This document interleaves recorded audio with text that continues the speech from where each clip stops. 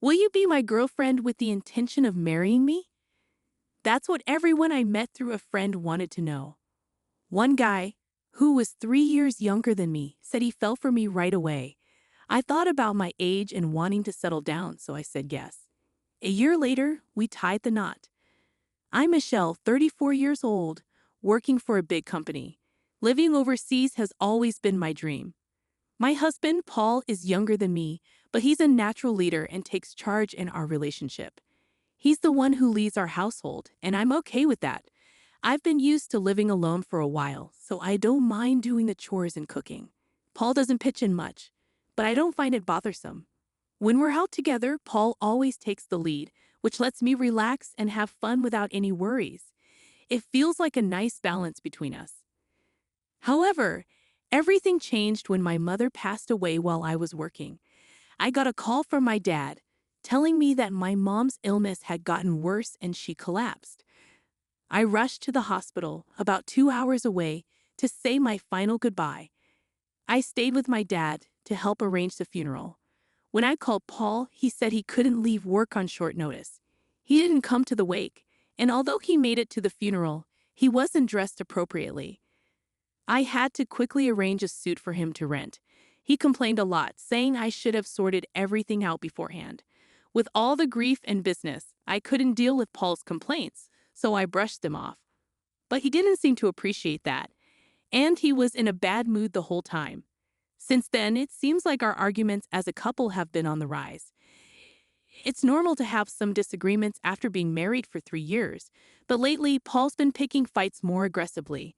His controlling behavior has been overwhelming, often telling me what to do and taking charge. I grew tired of it and tried standing up to him a few times, but since he didn't know how things were managed around the house, even simple tasks like preparing for his business trips became lengthy affairs. Plus, he'd complain while trying to help, only making more of a mess. Eventually, I realized it was easier if I just handled things myself. It wasn't about blindly obeying him. I took charge of certain tasks to save myself the hassle. I'm going to start preparing for us to join the gathering for my mom's first death anniversary next week, I informed Paul. He responded grumpily, "Okay, but I have an important meeting that day. What should I do?" I've mentioned this gathering well in advance.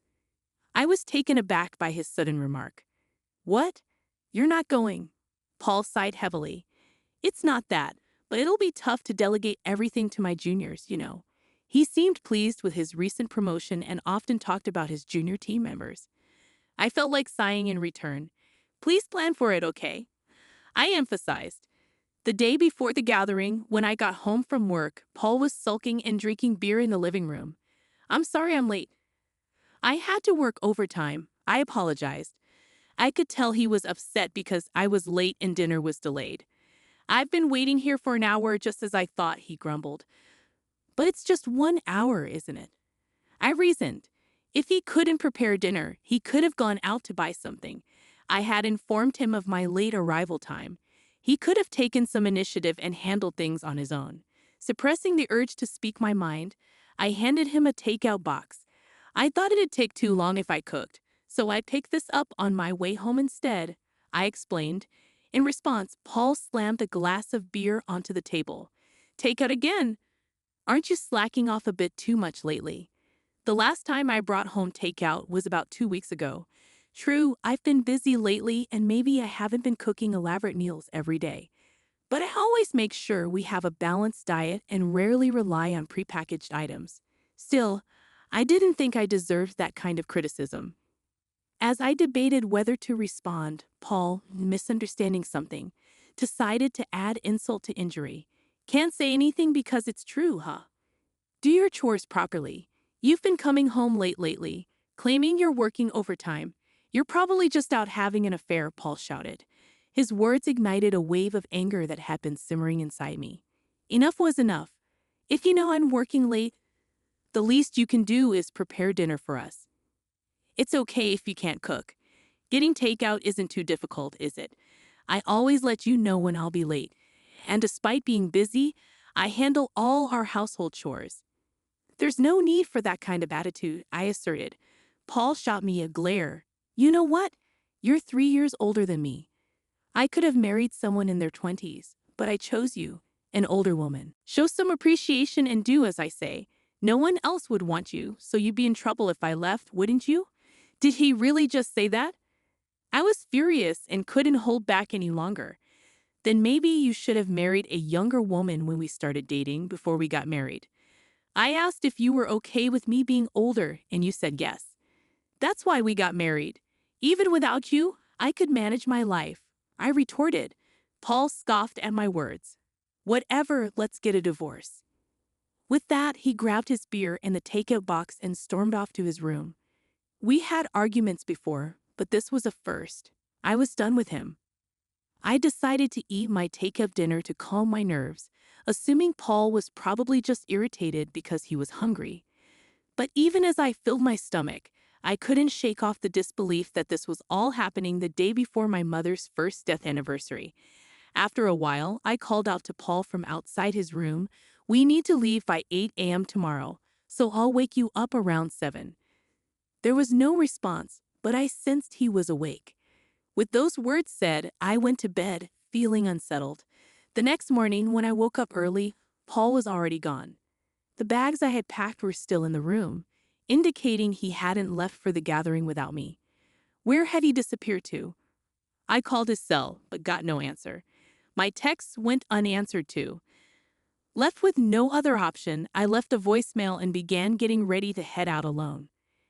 I managed to reach Paul while waiting at the train station. I have to go to my meeting. I can't leave it to my juniors, after all, was all he said before the call abruptly ended. Overwhelmed by a mix of anger and resignation, I found myself in a state of stunned confusion. Before I could process it further, the train arrived, carrying luggage for two, but I boarded alone. When I arrived at my father's house, he anxiously inquired, "Where's Paul?" Seeing my father's sadness since my mother's passing, I didn't want to add to his worries. Taking a deep breath, I forced a smile and replied, "Sorry, he got called into an important meeting. He was supposed to come here, but he recently got a promotion, and it sounded urgent, so I suggested he prioritize that." My father nodded understandingly. "I see. He's working hard. It's a shame I couldn't see him, but your mother would understand.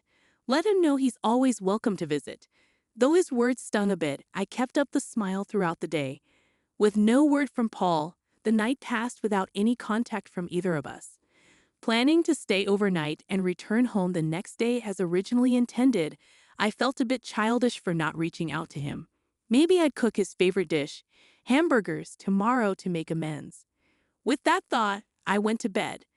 The next day, after leaving my father's house and arriving home around noon, I decided to drop off my bags before heading to the grocery store. As expected, dirty laundry was strewn around the living room, a sign that Paul still hadn't grasped how to use the washing machine. Sighing, I gathered the laundry and tossed it into the washer along with my own. Taking a break and returning to the living room, something on the table caught my eye. As I got closer, disbelief washed over me. There, sitting on the table, were divorce papers, already signed by Paul. Why? I stared at the papers, bewildered. Was this his way of asking for a divorce? Pulling out my cell phone from my bag, I realized it should be Paul's lunch break. I wasn't sure if Paul would answer, but to my surprise, he picked up on the first ring. "Paul, what's the deal with these divorce papers?" I asked, trying to keep my voice steady. On the other end, Paul laughed. "What do you mean? It's pretty straightforward. I don't want an older wife who won't do her share of household chores. That's why I've decided on a divorce. If we split, I can find someone younger and more appealing. After all, a wife is like a status symbol, isn't she? It's hard to boast about you being older when my colleagues ask. Dodging the topic isn't exactly simple." I was speechless, utterly lost for words. If you don't want a divorce, then start pulling your weight around the house. I'll be home as usual today, so make sure to grab some beer, all right? But if you're set on this, take the divorce papers to the family court. The ball's in your court, he said before hanging up abruptly. The call left me stunned, unable to utter a single word. It seemed Paul believed his ultimatum would force me to comply. All this time, I'd done the chores not out of fear of him leaving, but because I disliked having to ask him. He likely assumed otherwise, presuming my compliance stemmed from a fear of abandonment, given his dominant nature. Being married to a younger man might draw envy from others, but in reality, there's nothing particularly remarkable about it.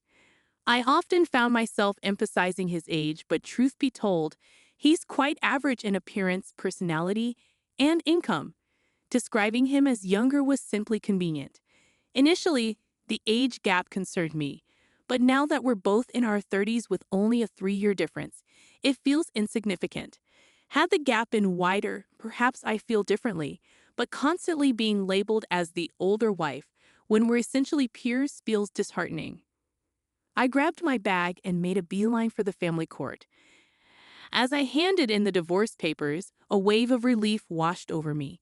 Despite thinking we were doing okay, it's clear things are over now. But I can manage without Paul. With that realization, a weight lifted off my shoulders, prompting me to reach out to my boss and request a few days of paid leave. Luckily, work had just eased up, so he granted me about a week off. Now that I'm divorced, it's time to sort out my belongings. Thankfully, I didn't have much to begin with, so tidying up was a breeze. I stashed the larger items in a storage unit, packed my essentials and clothes into the car, and on a whim, decided to head to a hot spring resort. It seemed like the off-season for hotels, so I managed to snag a cheap room on the spot. The thrill of the drive filled me with excitement. As I soaked in the hot springs and lounged in my room, my phone suddenly rang. "Michelle, I asked you to pick up beer, didn't I? Where are you?" I couldn't help but chuckle, recalling Paul's usual routine. "I'm actually at a hot spring resort right now," I replied. "What? A hot spring resort? Why?" Paul's confusion was evident in his voice. "Well, you did say to file the divorce papers if I disagreed with you," I reminded him, amused at the thought of his reaction. "Wait, you actually filed them?" Paul sounded flustered. "Of course I did." "Why? Is something wrong? After all, it was your suggestion." Paul finally regained his composure. "Are you serious? When you say hot spring resort, do you mean some nearby spa? If that's the case, I'll grab dinner, so just come home soon."